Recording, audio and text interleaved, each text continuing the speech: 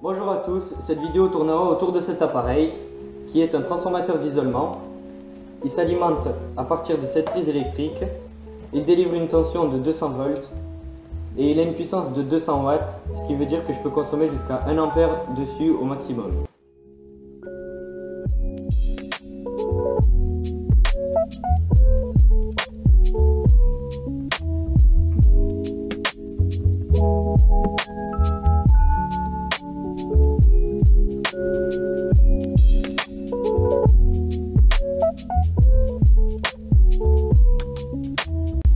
Il y a un interrupteur qui permet de le mettre en marche et deux câbles reliés à des dominos qui sont les sorties.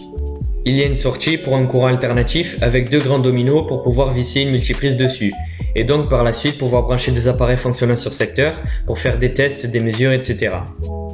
Et le deuxième câble pour un courant continu, ça peut être très utile pour par exemple charger des condensateurs parce qu'on ne peut pas le faire directement sur secteur, il faut un transformateur d'isolement ou alors un système qui transforme une basse tension en haute tension, mais là c'est beaucoup plus compliqué. Et là vous vous dites, mais Jamy, à quoi ça sert ça? Eh bien Fred, c'est un appareil qui offre une plus grande sécurité sur secteur. Il y a une protection contre les surtensions, les surcharges, donc si je consomme trop de courant pour pas que le transfo y crame, une protection contre les courts-circuits, que ce soit au niveau de la prise électrique ou de la sortie, une protection contre les ondes radio et champs magnétiques extérieurs qui peuvent perturber la tension de sortie, une protection thermique au cas où le transformateur chaufferait trop, et bien sûr la plus importante, l'isolation galvanique grâce au transformateur, et encore d'autres sécurités dont je parlerai plus tard. L'isolation galvanique est la plus importante puisque sur secteur, il suffit de toucher un seul câble pour s'électrocuter à cause du flot de mise à la terre. Alors qu'un transformateur offre une isolation galvanique, ce qui veut dire que je peux toucher un seul câble sans problème puisqu'il n'y a pas de contact avec la terre. Bon après si je touche les deux câbles, bien sûr il y a un danger. Avec cet appareil, je peux expérimenter des circuits électriques que je fabrique moi-même avant de les brancher directement sur secteur. Et je peux également prendre des mesures. C'est bien sûr valable pour la réparation d'appareils. Par mesure de sécurité, il est fortement conseillé l'emploi d'un transformateur d'isolement.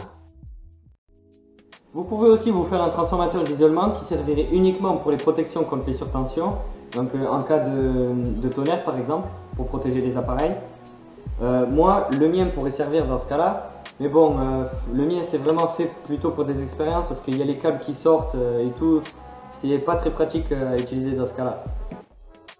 Passons maintenant à la partie fabrication. Je l'ai fait à partir de deux transformateurs identiques dont les fusibles thermiques avaient grillé.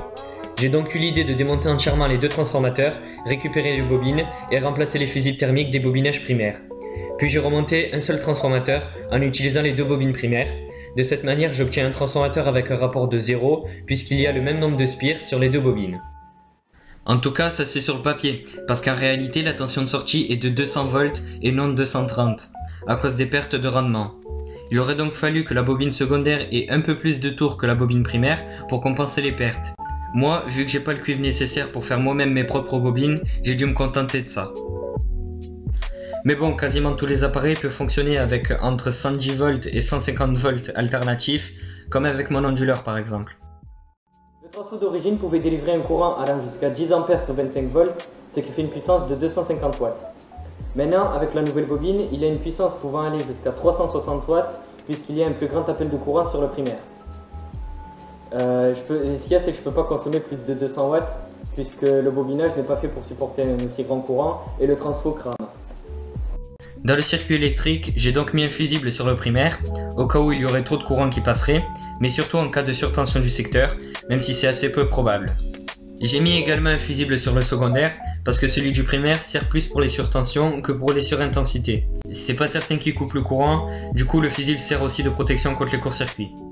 En ce qui concerne la surchauffe du transformateur, il y a le fusible thermique de remplacement.